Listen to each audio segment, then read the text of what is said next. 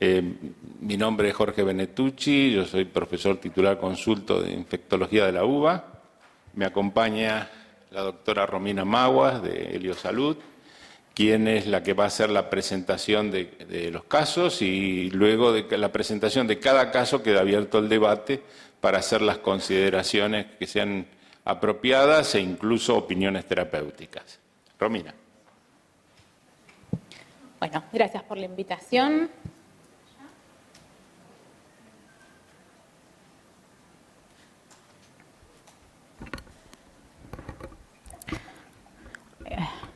Bueno, a ver si estoy... Que no.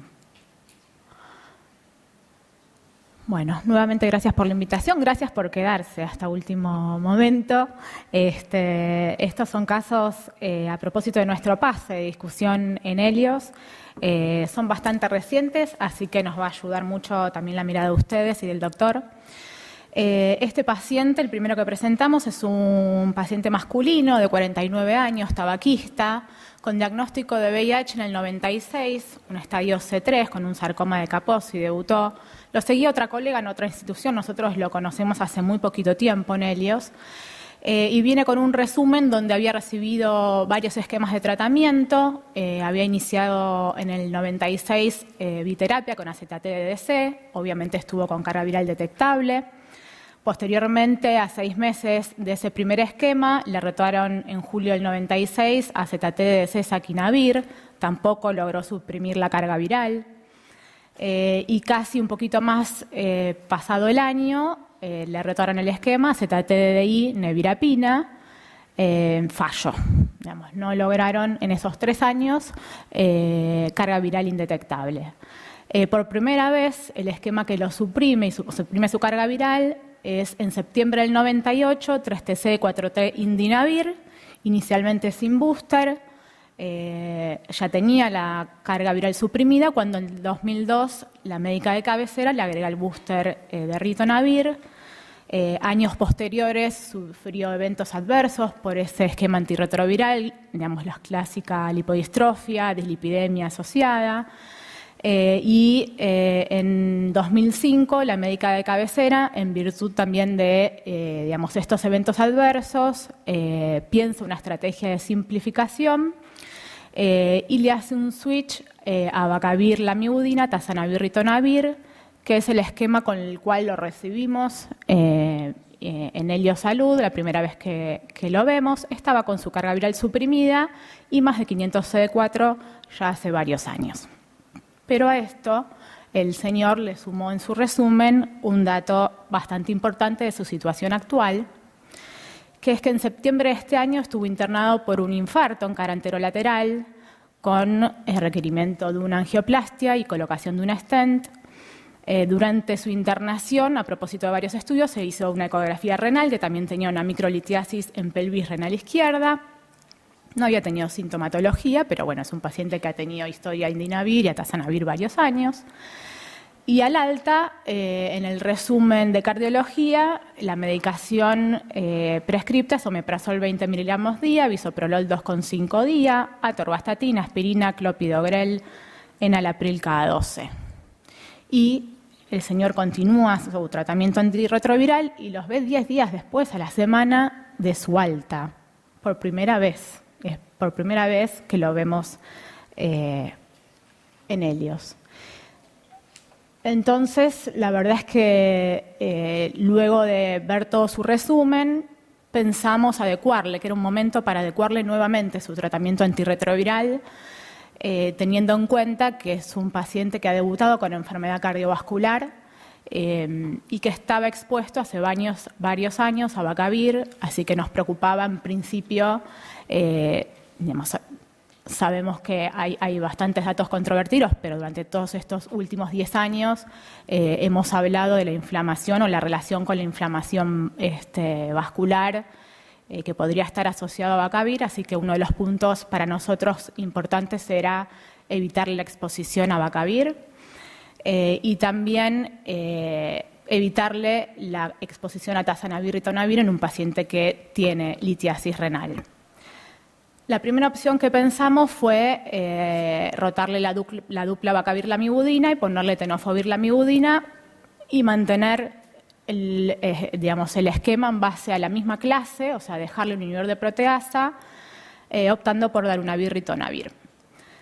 La segunda opción, y si quieren comentamos todas y por ahí qué pros y qué contras como para abrir la discusión, fue también dejarle tenofovir-lamivudina, pero pensando en un paciente que tiene problemas metabólicos, utilizar una droga con poco impacto en el metabolismo, tanto de los lípidos como de la glucosa,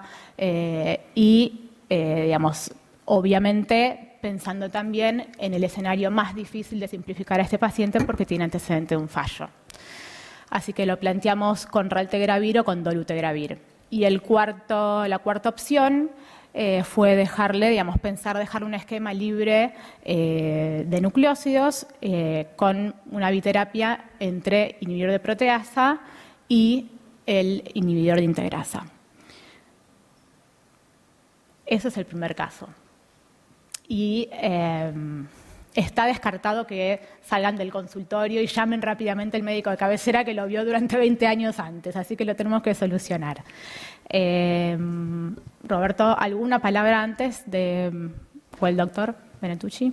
No, una pregunta tengo. No tenemos clearance de creatinina de este paciente, ¿no? No, pero no tenía antecedentes de alteración de la función renal previa, ni actual por el laboratorio que trae el alta, ni del resumen de cardiología. No tiene daño renal previo. Sí. No es... Sí, un micrófono, Sí. por favor, para las preguntas. Algo que también nos preocupaba mucho a nosotros, pensando que quizás lo más sencillo era mantenerlo en un esquema en base a inhibidor de proteasa, son las interacciones. La interacción que más nos preocupaba con el clopidogrel, exactamente.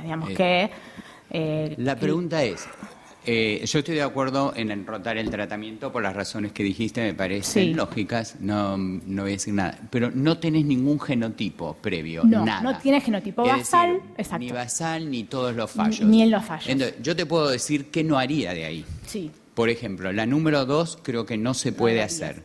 Y ya lo sabemos porque hoy nos presentaron los resultados del Saline. Y nos mostró que en un paciente como este que no tenía exposición previa a un inhibidor de la integrasa, ¿te acordás? El Saline, para aclarar, comparó el raltegravir a dolutegravir en pacientes que estaban fallando, este no está fallando pero está sin tratamiento, pero vamos a poner más o menos ahí, carga viral detectable, y habían estado expuestos a otros NUCs. Y lo más interesante acá es que si vos mirás, él empezó con terapia doble. Sí. Entonces, esa terapia tenía ZT. Sí. Entonces, yo me espero dos cosas que pasen en él. Uno, que tengan TAMS, análogos de la timidina resistencia, que pueda tener archivadas. No sé si son de la vía 1 o 2, pero vamos a ponerle que tenga. Le doy el beneficio de la duda y le pongo 2, así todavía lo que quede. Y que seguro que tiene la 184B por lo que tenía previamente. Con respecto al... A ver, él no tiene fallo a la mivudina. Pero tenía terapia doble. Si volver para atrás la diapositiva anterior, tuvo terapia doble, estuvo condenado a fallar. Y estuvo condenado a tener 184B. Punto. Eso ya sabemos que si no lo tienes porque no lo puedes detectar. ¿Entendés? Y vos me querés que yo cambie todo esto sin genotipo, porque vos, por supuesto, le podés pedir un genotipo ahora y hacérselo, y me podés decir que hay. Para nosotros, imposible. No estaba sin tratamiento, ¿te acordás que fue internado ahora en septiembre? No, a ver, está tomándolo, está indetectable. Y está indetectable. Sí. Perdón. Viene está esta semana, perdón. nadie le dijo Está bien. Y vos querés cambiarlo por esa razón. Entonces, es un cambio en un paciente que no está fallando. ¿Qué tal? Exacto. Bueno, entonces pero el escenario eso es más fácil. Eso Switchmark o Spiral, que los datos... No es un switch... ok, perdón. Sí. Es un switch Merck o Spiral si vas al Raltegravir. Sí, exacto. ¿Está bien? Y entonces, y acordate que el switch Merck no funcionó porque No. dependía de los tratamientos, de los fallos previos. Exacto. Y de la exposición previa. Y él, espero, me da la sensación que tenga varias exposición previas y fallos. Por eso cambiaron con los duales y estuvo con Indinavir. Entonces la pregunta es, la 2 la descarto. Nosotros Se va. también la descartamos. Entonces, me voy a quedar con la 1 y la 3. Yo creo que la 4, si pones darunavir con dolutegravir una vez al día, probablemente la pueda comprar. ¿Está bien? Pero con el caveat, que en ese caso se va a tener que quedar con 3, porque en mi experiencia, cuando usás el Prescovix, que es el darunavir con COVID en una sola tableta, Sí. aumenta mucho los niveles de dolutegravir y tengo más intolerancia en el sistema nervioso central y discontinuaciones Mirá, que es dejar cierto. en darunavir ritor dolu. Ajá. Pero vos no me das esa opción, así que no lo No. puedo decir. Entonces la 4 la voy a tachar, la 2 la puedo tachar. Y me voy a quedar entre la 1 y la 3. La 3... claro, el paciente no estaba fallando en el No, atazanavir. pero me parece discutible, o sea, y lo muy quiero interesante, a ver si por ahí con pero querés dolutegravir, que es sacar con el mayor Raltegravir. potencia y más robusta. Entonces, ¿qué datos tengo yo que pasar al tenofovir 3TC con dolutegravir va a ser seguro en este paciente? Y eso lo voy a discutir mañana y lo voy a repasar hoy para que mañana cuando lo diga lo haga más rápido. Tengo por lo menos 2 estudios que me ayudan a eso. Uno es lo que dijeron hoy el Sailing, que lo presentaron, en donde un grupo chiquitito, 37 pacientes, él nombró, estaban en la rama Raltegravir y en la rama dolutegravir. Y esos 37 habían tenido resistencias a los NUCs en el pasado. Y en el dolutegravir ninguno falló. Y entonces miró esos poquititos pacientes, que no me acuerdo cuántos eran, que tenían la 184B. Y la 184B, el dolutegravir la toleró y no la toleró el Raltegravir. Por lo tanto, yo creo que la opción 3, si vos querés que tenga algo, la menor efecto de interacción de drogas y el menor efecto metabólico, es una opción linda y segura. Y es más... y no interactúa prácticamente con nada. El segundo estudio, viste que, claro, no es el caso de este paciente, pero pasó lo mismo con el Downing.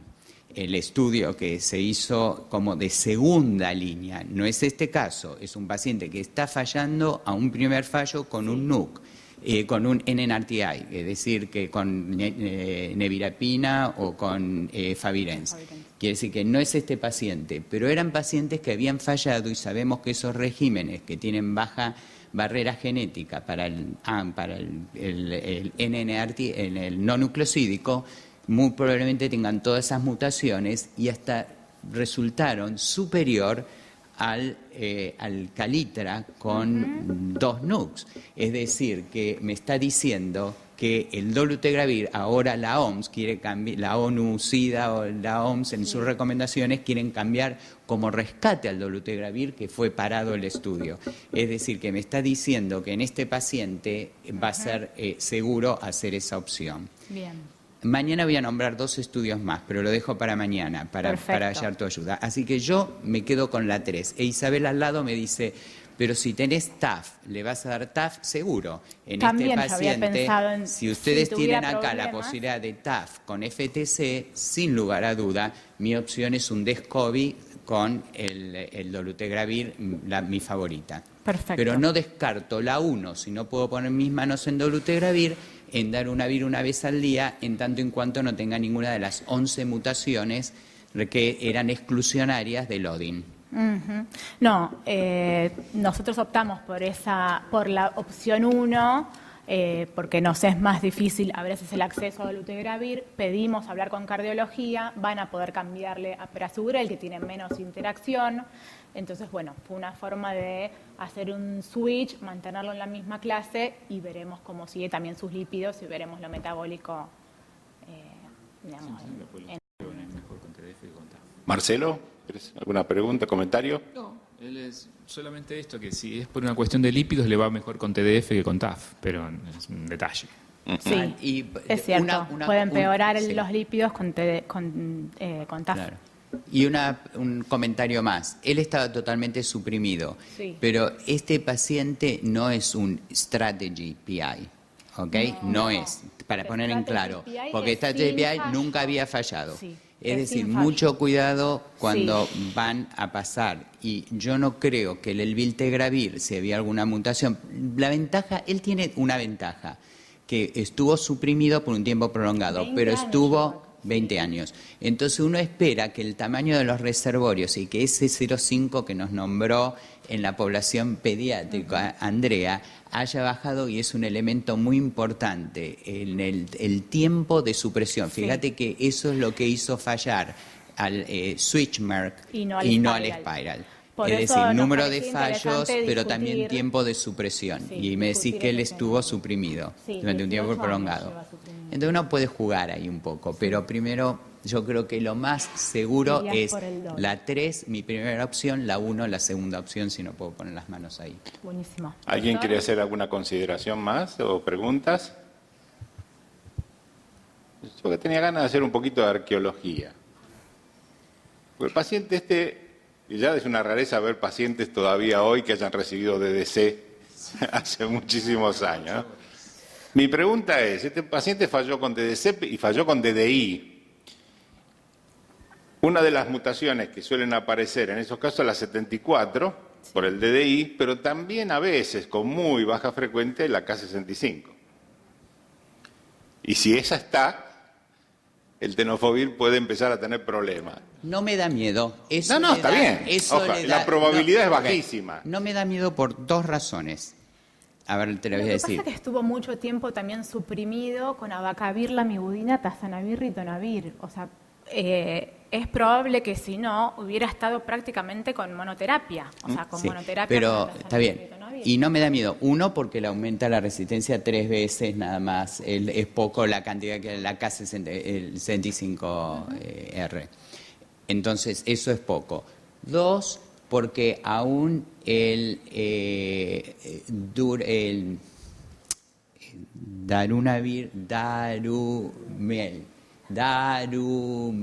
darunavir, lamivudine, que es el que hicieron en Francia, mañana lo voy a nombrar, aún con dolutegravir 3TC nada más en este paciente, quizás funcione y bien, a pesar de la 184B.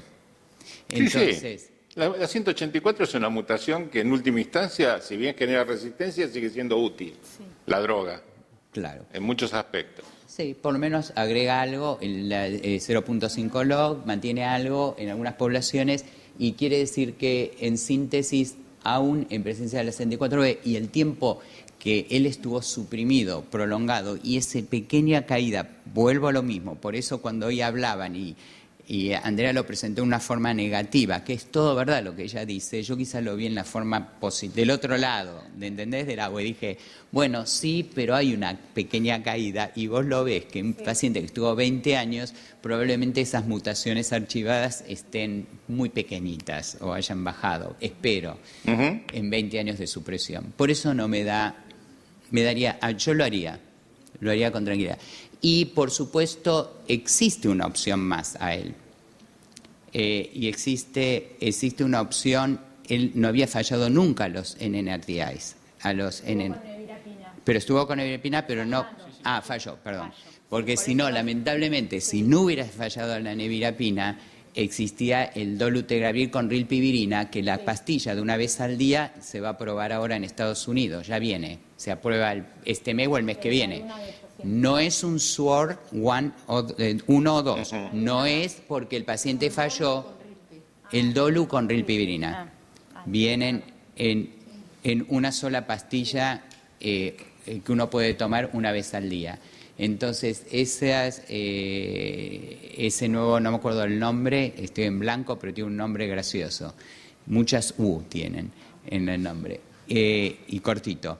Y eso sería, si él no hubiese fallado a la nevirapina en el pasado, o podemos corroborar que no había hecho mutaciones para la rilpivirina, es una opción, es hacer dolutegravir con rilpivirina, son bien chiquititas esas pastillas, una vez al día, y es una opción apropiada con 2 drogas activas que sabemos que funcionan.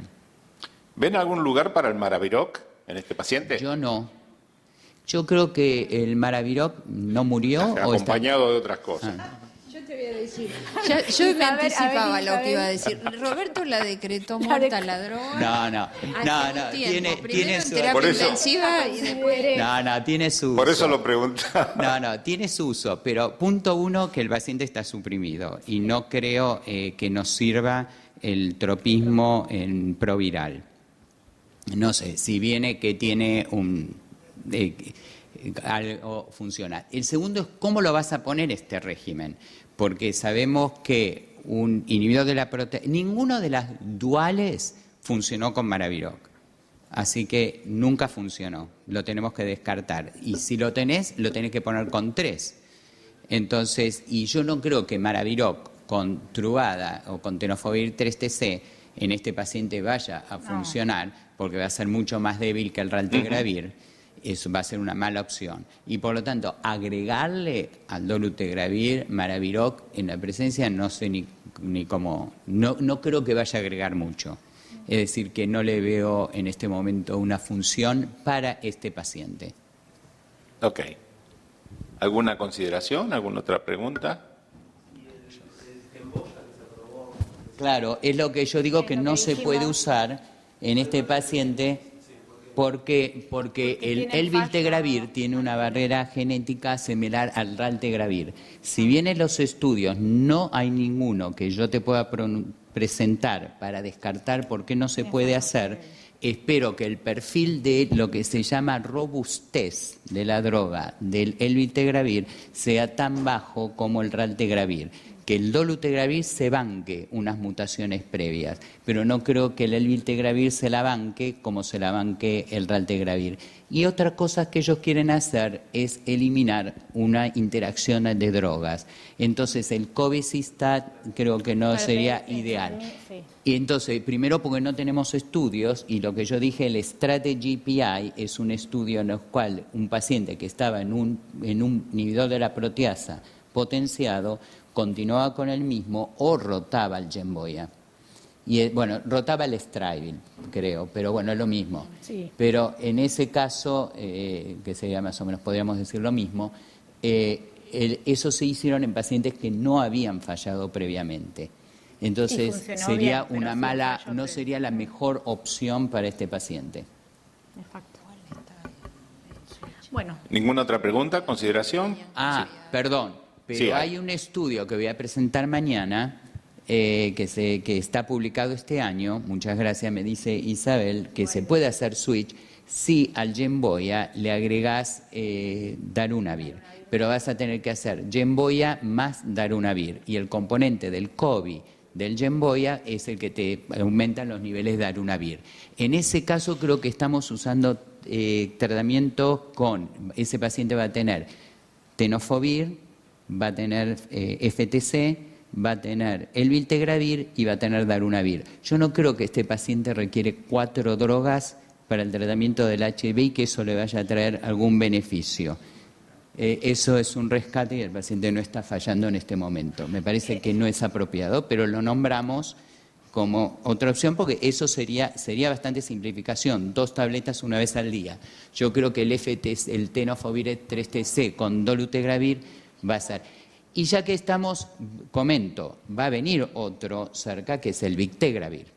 El Viltegravir, si hablamos para este paciente, la ventaja, hoy aprendimos para los que estuvieron en el Congreso, de las que son las constantes de disociación. ¿Se acuerdan las curvas que me mostraron hoy?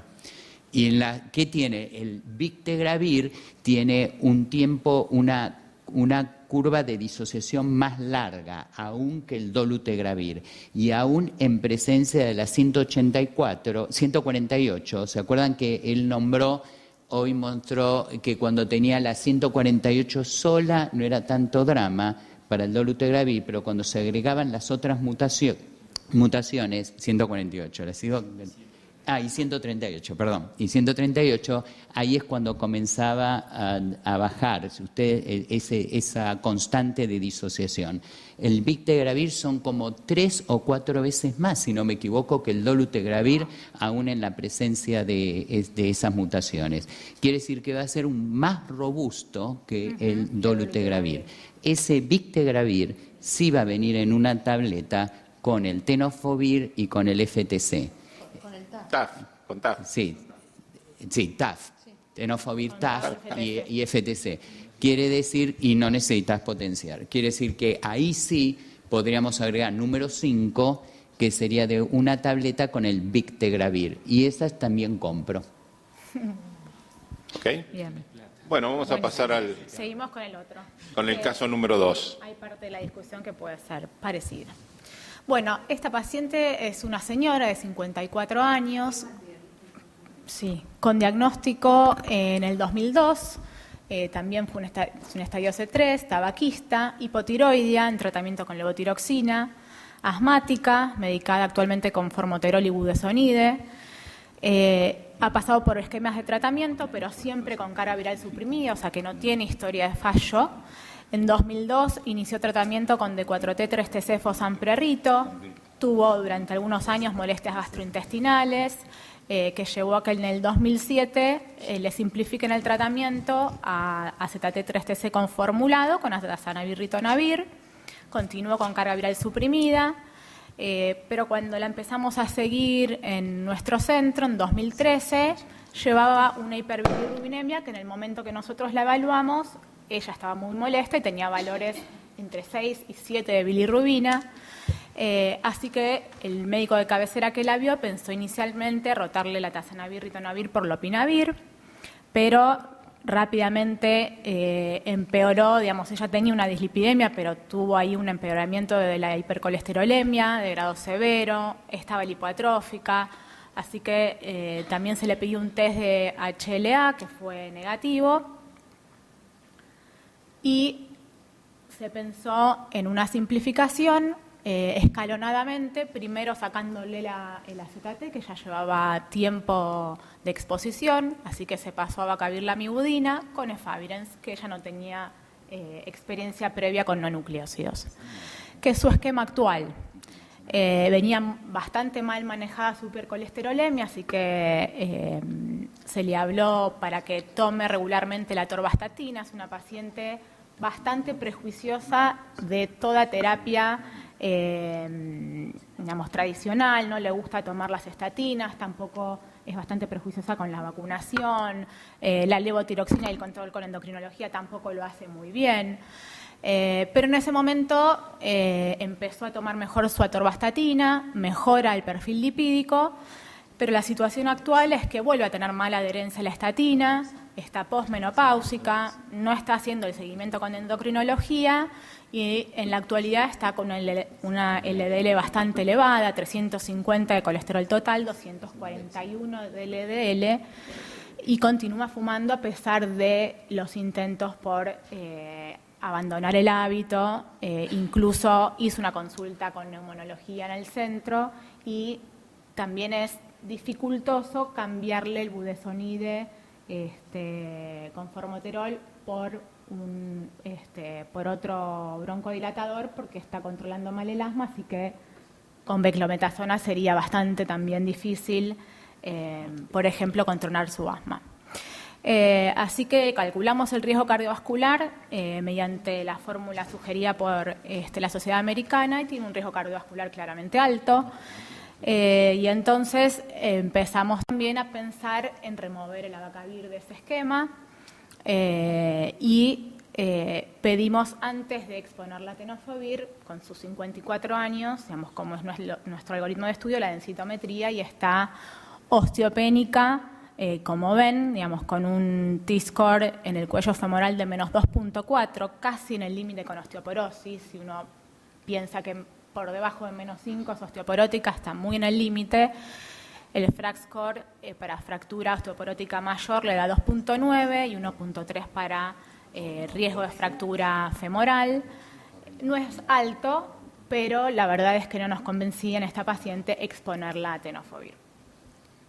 Así que pensamos en adecuarle el tratamiento antirretroviral y discutimos diferentes opciones.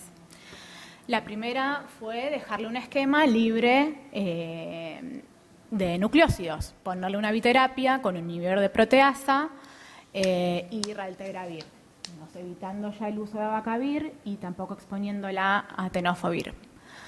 La otra opción que se nos planteó en la discusión es si esta paciente sin fallo virológico previo no era candidata quizás para dejarla con una biterapia. En este caso, digamos, ya sabemos que hay estudios con lopinavir, ritonavir, lamivudina, solitos como lo lee, o incluso con atazanavir, ritonavir, I3TC, el Atlas, el SALT, el Atlas M, con lo cual podía ser una estrategia, pero algunos nos da más seguridad cuando la lamivudina está acompañada con darunavir y quizás también, digamos, por ahí el perfil metabólico sea apropiado para ella, si logramos que adhiera bien a la estatina, etcétera.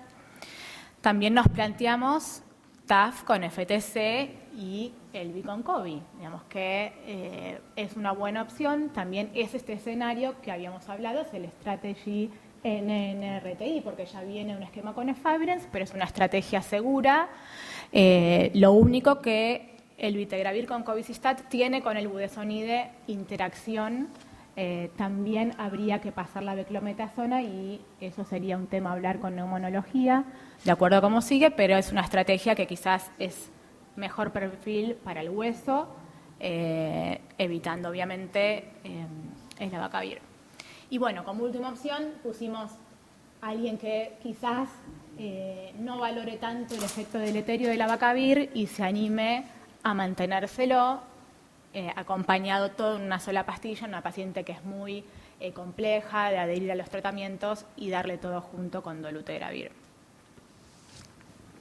Bueno. ¿Alguna consideración, pregunta? Bueno, Roberto. no quiero seguir hablando, pero te digo... Perdón. Sí. Sí. Tengo un micrófono. Recuerdo que el abacavir era, en todo caso, problemático, no eran los primeros 6 meses, al principio, digamos. Sí, digamos... De incremento Sí. del riesgo cardiovascular, pero que después... No hay, cuando uno mira bien la definición, digamos, dicen que no hay riesgo acumulativo, o sea, no va sumando, pero es exposición actual y en los previos 6 meses, o sea, es durante el tiempo, digamos, yo lo vuelvo y lo volvemos a leer todos, y la verdad es que es, digamos, en los estudios es exposición actual, current, y dentro de los últimos 6 meses, porque cuando uno suspende abacavir, pasados 6 meses, ese riesgo disminuye. Pero el tiempo que estuvo con abacavir y los 6 meses posteriores a una suspensión está en riesgo. Mira, yo te voy a decir qué haría en Estados Unidos y qué haría acá. Porque yo la opción de Estados Unidos no la tengo acá. En Estados Unidos, si la paciente no está tomando un protein pump inhibitors, digamos, algo para acidez, esa omeprazol, si no está tomando nada de eso y va a tomar las 400 calorías, es una paciente para mí ideal para lo que se llama ODEFSI. ODEFSI es la combinación de TAF, FTC y rilpivirina.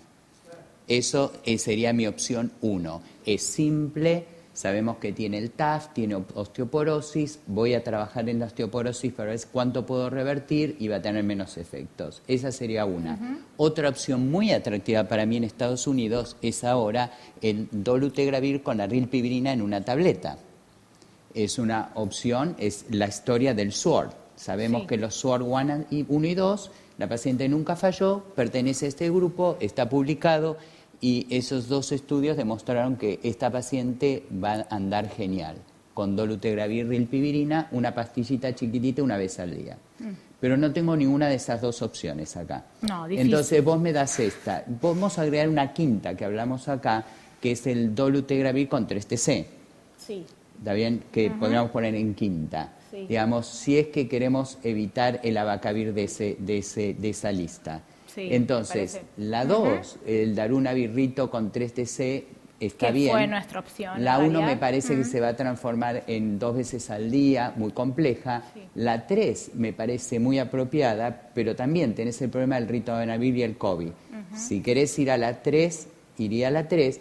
Y la 4 no está mal, ¿viste? Dentro de todo, porque el grado también del abacavir, que lo podés utilizar por... No está tirada de los pelos la número 4, a mí me parece. No.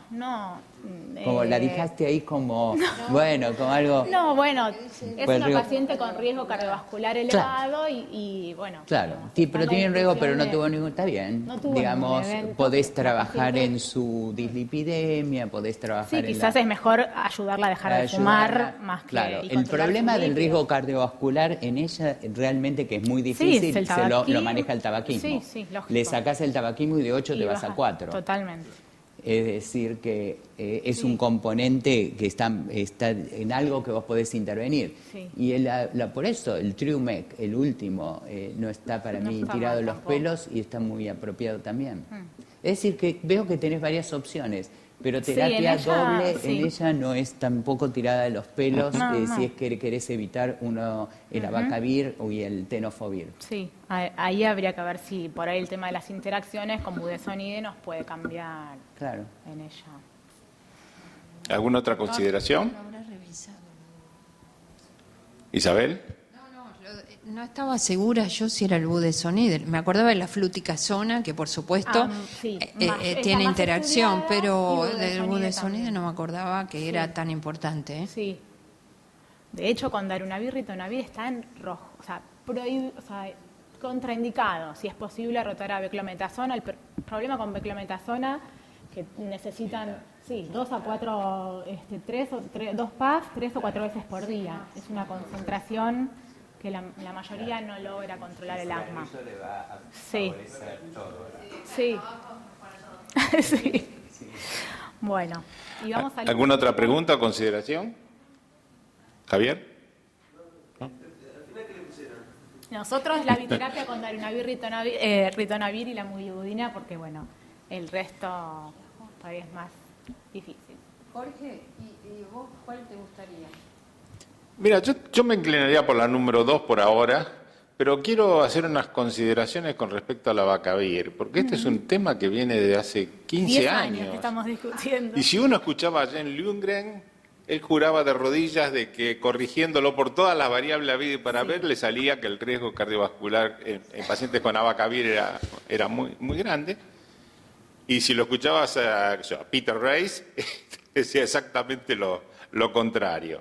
Y me da la sensación que este acuerdo que se ha llegado últimamente hasta me parece más una solución salomónica para no seguir una discusión, pero realmente no tenemos claro cuál es el rol de esta droga en el aumento del riesgo cardiovascular por sí mismo, asociado a otros factores de riesgo, como se lo mantiene. Así que yo A mí me no pasó- pondría en la bolsa algo que tenga abacavir, creo que podría ser usado. Me pasó el jueves. Veo un paciente que está en Trumec y tuvo un accidente cerebrovascular transitorio. Así, muy transitorio. Y me pongo a hablar con él y digo, mirá, acá están, el abacavir produce esto, él es diabético, pero bien controlado, creo que tiene 50 años, y discutimos y me dice, yo quiero quedarme con el Trumec, a mí me cae bien y estoy bien. Y yo creo que esto del accidente cerebrovascular es porque yo había parado de tomar mi medicina para la presión y está más relacionado a la presión, que me encontraron en la presión bien alta y ahora yo no voy a parar la medicación para... Él está con enalapril o lisinopril, algo así. Ahora me puedo acordar exacto. Y él le atribuía el accidente cerebrovascular al mal manejo que había tenido de la dieta y de la presión arterial que le habían encontrado en ese momento, y él no creía que sea de él Trumec, que lo venía tomando desde hace tiempo. Y él me dijo que bueno, que si yo lo podía dejar. Y una de las razones también que está en Trumec es porque su creatinina fluctúa entre 1.3 y 1.4. Entonces ahí viene el otro punto. ¿Cuánto fue el abacavir o cuánto fue esa caída que tiene del filtrado? Que no está todo relacionado al dolutegravir, al componente, porque ya venía con eso. ¿Y cuánto es de su nefropatía, un poquitito de proteinuria? y que pueden explicar el accidente cerebrovascular o cuánto es de alteración de la endotelial por el abacavir en sí mismo. Entonces a mí me costó mucho cuando yo le explicaba a él, porque él me pidió, ¿no?, que se lo explicara qué otras cosas podían haber sido las causas, y él lo entendía y terminó diciéndome, ¿por qué no me dejás y yo en 6 meses cuando vuelvo decido? Digamos, y él quiso quedarse. Roberto le explicó todos los estudios, entonces el paciente agarró y dijo, gracias, voy a esperar. Gracias, me quedo con lo que estoy tomando. Pero doy fe, en la historia clínica lo escribí, doy fe, en la historia clínica lo escribí y puse las referencias en la historia clínica, porque yo siempre me imagino que estoy frente al juez, con ahí todos, viste, los 10 los 12 jurados. Y me encuentro al fiscal, al fiscal que me está diciendo por qué le dio abacavir y ahora el paciente tiene un infarto y le está haciendo juicio. Siempre me imagino eso. Entonces mejor es que le puse que tuve una larga discusión y escribí todo con la referencia y las conclusiones. Te lo juro, escribí todo. Hay una situación que es... Ahora que se muera, pero por lo menos yo, viste... Yo lo escribí. Hay una situación muy particular, creo que la mayoría debe haber vivido la experiencia, que es aquellos pacientes que se enamoran de su tratamiento, ¿no?, que hacen una relación perfecta con los fármacos, y en esos pacientes es muy difícil cambiárselos después por el motivo que sea, ¿no?, y uno tiene que convencerlos, y generalmente después que los convenció, le cambió el tratamiento, algún problema le surge, que le da la razón al paciente. Jorge, Sí. vos sabés que tengo un paciente, le contaba a los chicos, breve, ¿no?, un requerimiento breve. Él está enamorado, me gusta ese término que utilizaste, del Efavirenz. Y entonces está con abacavir 3-TC y Efavirenz. Y entonces tiene el colesterol alto con LDL alto. Bueno, es un paciente que tiene un perímetro abdominal importante. Bueno, es muy especial. Entonces le digo, mira, hay que cambiarte la medicación esta porque ya, viste, sube un poquito, el Efavirenz sube un poquito el colesterol, además de la dieta, ejercicio que no hace. No hay forma. Partió la pastilla. Le digo, eso no se puede hacer. No, pero yo voy a seguir con esto, la pastilla la voy a partir a ver si le baja el colesterol. ¿Se hizo en el italiano? El TDM. Viste que se hace en 2 lugares acá, Roberto, nomás. El TDM, la C-Max y la C-Min le dio perfecto. Entonces viene y me dice tal Sigo cosa. con esta dosis. Claro. No, ahora le digo, bueno, pero el colesterol no te bajó. Ahora en vez de 300 quiere 200. Vos decís, lo tengo que mandar al psiquiatra. Pero esa cuestión que se enamoran... Es muy, sí, no digo que sí, sea muy frecuente, pero viste, sí, a veces es medio complicado manejar. También no es raro que te aparezcan pacientes que están tomando dosis reducidas de sus fármacos y están con cargas no detectables perfectamente. No, Así que probablemente, como se ha demostrado ya en algunos casos con el Efavirenz, por ahí dosis menores, en lugar de 600, 400 miligramos, funcionan exactamente igual. Sí. Bueno, así que o es otro tenofovir con atazanavir 400, que vienen tomándolo y están suprimidos. Nosotros y ¿quién se lo va a cambiar? tuvimos algunos pacientes con Caletra que tomaban la mitad de la dosis, También. y si en lugar de 2 y 2, 1 y 1, y perfecto. Y lo confesaron varios años después. Así que, bueno, ¿algún otro comentario? Si no, pasamos al último caso, en homenaje a la hora. El último es un casito prestado para nosotros porque a veces discutimos aquellos pacientes nuestros que vemos en algún otro centro de salud y este paciente nos lo contó el doctor Botaro y es una paciente vista en el Hospital Santo Yani con 45 años, oriunda de Paraguay, pero había visitado su país natal hace como 15 años y se interna hace pocos días con una celulitis facial, más que nada en la región malar y nasal, de 5 o 7 días de evolución, un cuadro bastante agudo, sin ningún compromiso sistémico. La señora ingresa, digamos, se interna, le ponen antibiótico terapia parenteral por la celulitis de cara, le hacen un ELISA que resulta reactivo, empiezan a solicitar los estudios complementarios. La señora, después de 48 72 horas, tiene muy buena evolución y se va de alta con amoxiclavulánico Bactrim bioral y la citan pocos días después, como una semana, que ya iban a tener algunos estudios y controlarla en consultorio. El tema es que la señora reingresa a las 96 horas con el siguiente examen físico. La celulitis, digamos, no era solo la que presentaba con mejoría al alta, sino que había empezado con una lesión necrótica bastante rápidamente progresiva en el extremo de la nariz y tenía también nuevas lesiones en el paladar blando, ulcerosas. No estaba... ¿Todo en 4 días? 4 o 5 días. Claro. 11 CD4 es lo que reciben de la evaluación de los días previos. Quizás me equivoque un poco los detalles del día porque yo no la vi, pero es más o menos lo que nos contó este martes. Por las dudas, obviamente, tomografía de macizo facial, 5 lecciones, las órbitas bien, no tiene compromiso óseo, los senos paranasales libres. Le pidieron hemocultivos para gérmenes comunes, hongos, Koch. Por supuesto, pensaron en hacerle un procedimiento invasivo y le hicieron una biopsia de esa lesión y, digamos, se pensaron algunos diagnósticos diferenciales. Ahí tenés que y parar, ahí me parece. Pregunto. Bueno, ese lo discutís vos. Toma, Acá. a ver, Porque vamos. nosotros ya discutimos acá. No, Yo discutimos. ya sé el diagnóstico, Dale, ya estoy dale. sesgada. Ya está. Jorge, dale, si ya lo...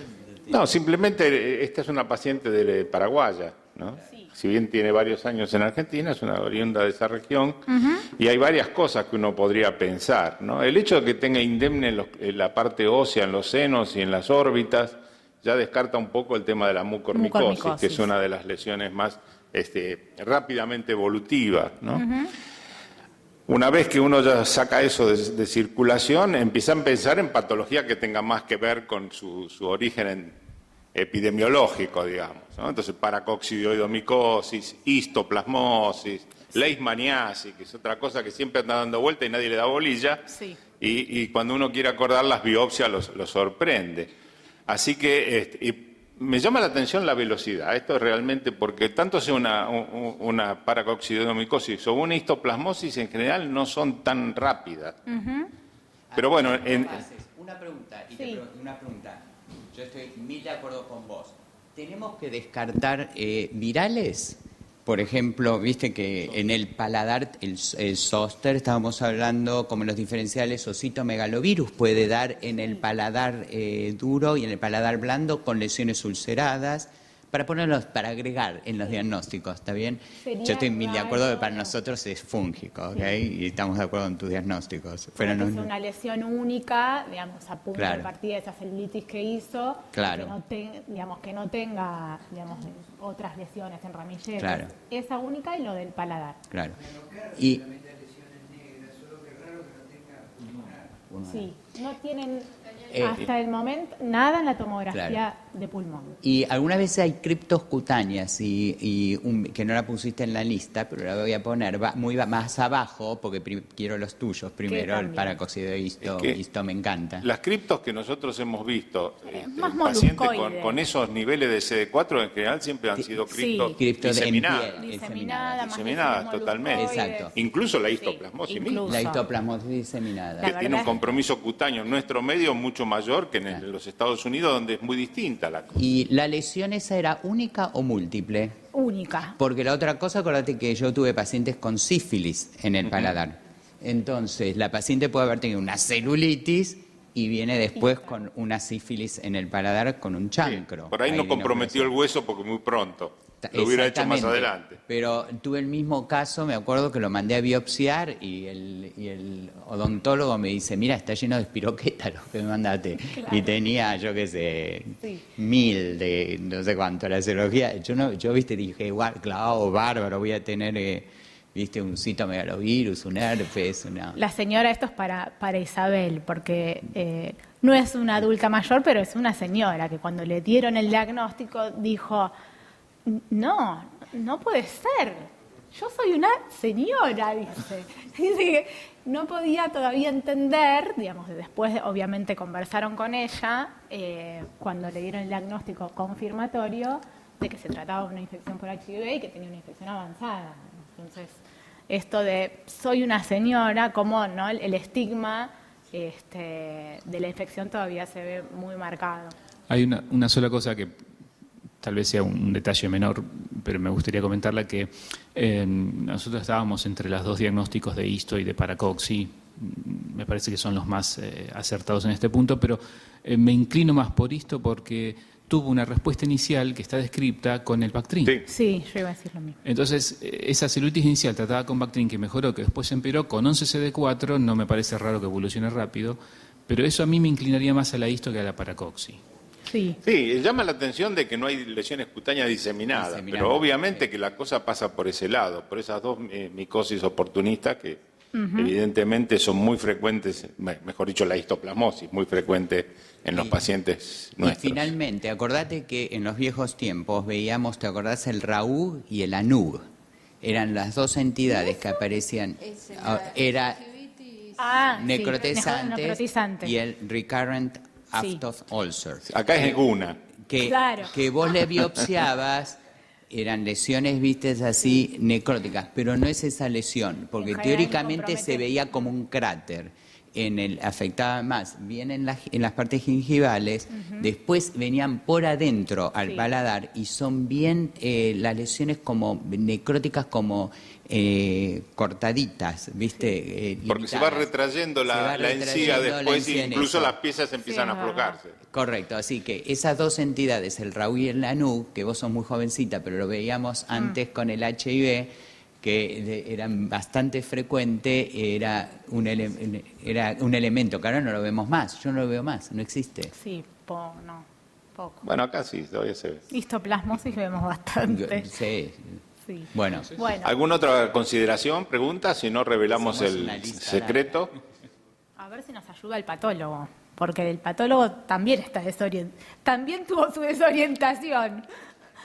Bueno, ahí se ve bastante oscuro. Los fragmentos del pone de mucosa nasal, el examen, exhiben a nivel del cordón interno intenso infiltrado mononuclear de tipo linfohistocitario, con abundantes elementos intra y extracelulares que pueden corresponder a una histoplasmosis o leishmaniasis. Te voy a explicar por qué, no está tan mal. Tanto la histoplasmosis como la leishmaniasis miden 4 micrones. Vamos a hacer esto. Los dos miden 4 micrones, los dos son intracelulares y macrofágicos. Exacto. La única diferencia es que la leishmaniasis tiene el blefaroplasto. Y entonces lo que tenés que buscar, que es muy fácil cuando le haces el GIEMSA, es que está al costadito, tiene el blefaroplasto, que no lo tiene la histo. Y los macrófagos están bien recargados en la histo. Entonces es interesante, claro, es interesante ver la patología, que ¿la tenés para que la veamos? Yo no la tengo, pero sí la tiene Edgardo. Está bien, pero sería interesante ver la patología para hacer el diagnóstico diferencial, pero creo que lo puede ayudar, por supuesto, lo primero que le va a ayudar es hacer cualquier cosa que tiña carbohidratos.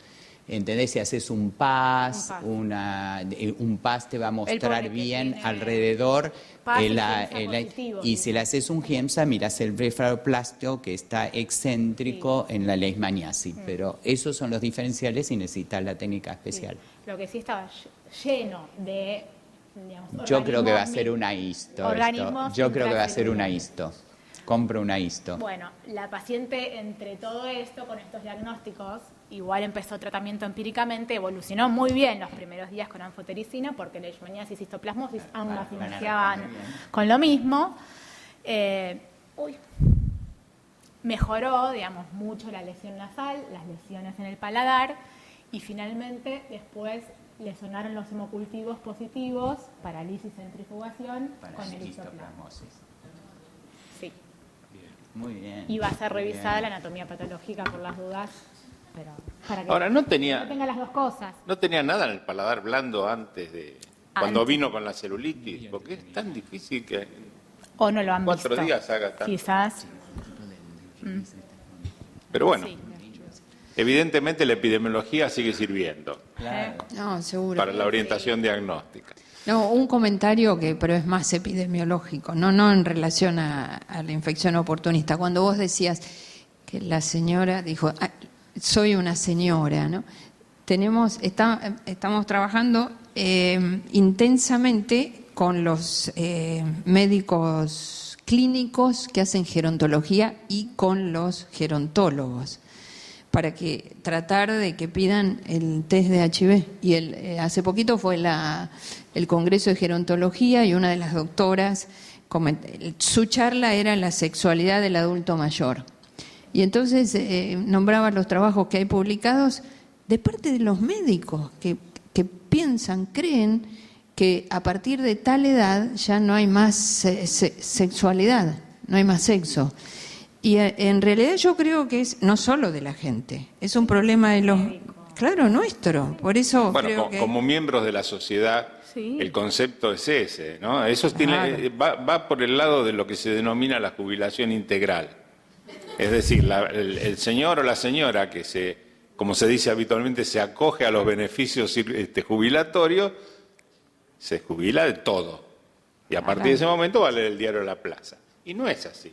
La sexualidad de las personas mayores está conservada en muchísimos casos, en distintas medidas, y uno no debe de ninguna manera dejarlas de lado. Así es. Y el prejuicio también del médico, no solo en esa consideración, sino también en, voy a ofender a la señora, como la señora de Recoleta, que yo siempre les cuento, ¿cómo le voy a pedir a la señora de Recoleta que, viste, el HIV si tiene 70 años? Y bueno, y fue HIV positiva la señora Recoleta, ¿viste? Entonces, trabajar con los médicos, además de la comunidad, por supuesto, ¿no? La señora tiene su corazoncito. Claro. ¿Algún otro comentario? Si no, vamos a dar por concluida la reunión y el primer día del simposio. Gracias. Gracias.